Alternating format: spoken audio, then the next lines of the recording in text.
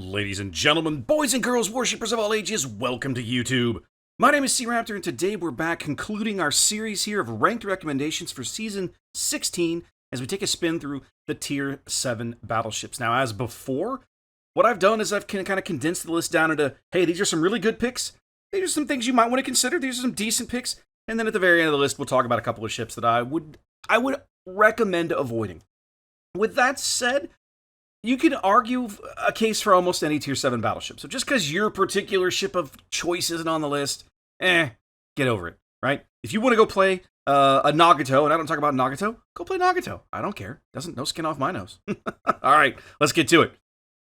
First on the list, to the shock of nobody, are the German twins. That's right, this is Tier 7 German battleship Gneisenau out of the tech tree, or premium Tier 7 German battleship Scharnhorst. Both of these ships are quick, fairly well armed, well armored, and really, really good picks for rank battles. Gneisenau, in my opinion, is better matched up against battleships, while Scharnhorst is tailor-made for wrecking cruisers. With a torpedo launcher on each side of the ship, trolley belt armor, access to a repair party, and the recent buffs to their main battery dispersion, again, either one of these ships should be very comfortable to play and do an excellent job controlling a portion of the board while being able to push in and kind of slap enemies out of the way in the late game with those torpedoes if necessary. If these ships have one weakness, it's found in the size of their health pools. They're a tad low compared to most of their contemporaries, but they're highly effective ships when played well. Moving on, let's talk about Tier 7 Russian battleship Sinop. Since its release, Sinop has been frequently lamented as being OP for the tier. Since her release, though, she has received a continual string of nerfs to her accuracy. I think we've gone through at least 2, if not 3. Despite that, her armor and her health pool remain untouched, so she's still a really strong contender for one of the best battleships in this season. She, as we noted, she may not be as accurate as she once was, but 9 16-inch guns is still 9 16-inch guns, kids. Fire them enough, and sooner or later, you're going to hit something good. Sinop is more vulnerable to torpedoes than many of her counterparts at Tier 7, so if you find yourself needing to get one of these out of the way, maybe you kind of go nudge some of your destroyers to have a go and throw him some fish. Moving on, let's talk about Ashitaka. Tier 7 premium Japanese battleship Ashitaka is one of the most misunderstood premium releases in the game, I think. She is effectively the old A-Hull Amagi that was removed from the game more than 3 years ago in Update 0.6.0. Now that hull, at Tier 8, was sometimes pretty rough to play, but here at Tier 7, things are different. That hull fits pretty well. She brings 10 16-inch guns to the dance, and her secondaries have been buffed a bit since release. They've got decent range, and they now fire HE shells instead of AP ones. Her main weakness, enemy aircraft, isn't present in this game mode. So I say pick her up, dust her off, and go remind people why they should own one of these. Taking a step back to some of the honorable mentions, ships I wouldn't necessarily recommend, but ships that you'd be well served to play if you own one, let's talk about Tier 7 French battleship Lyon. This ship is very reminiscent of Tier 6 Japanese battleship Fuso. It's a very spray and pray mentality, right? Anything that puts this many shells downrange is worth considering, even if they are only 13.5-inch shells.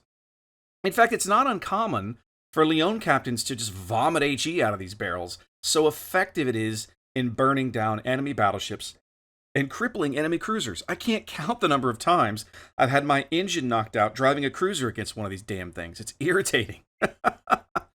Lyon is pretty soft, right? So be advised, most French battleships are, and her health pool is a little on the low side. This is not a ship that you can take risks with early in a game. But with 16 barrels, you don't need to be in a hurry. Just keep throwing shells, and assuming your aim is decent, eventually the damage total is going to add up, and the opposing team is going to have to deal with you.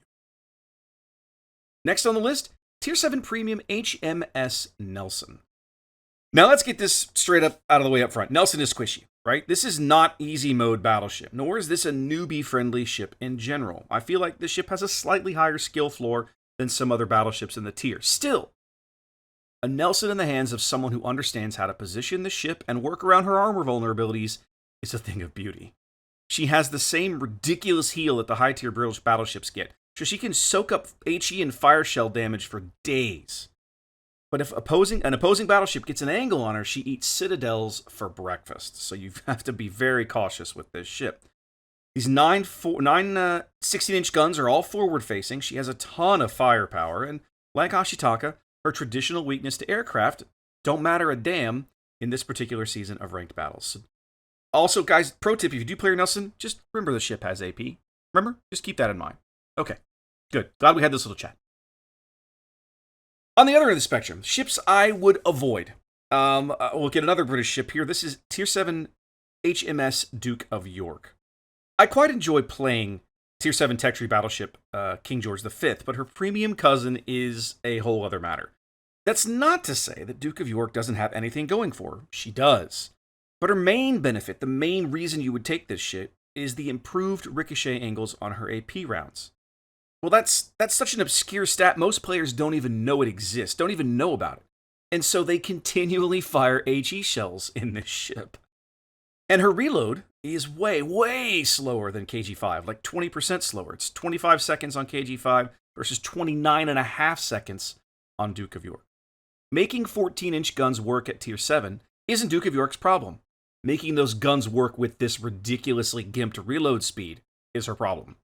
So unless you're just a particular masochist or looking for a unique challenge, I would avoid this ship.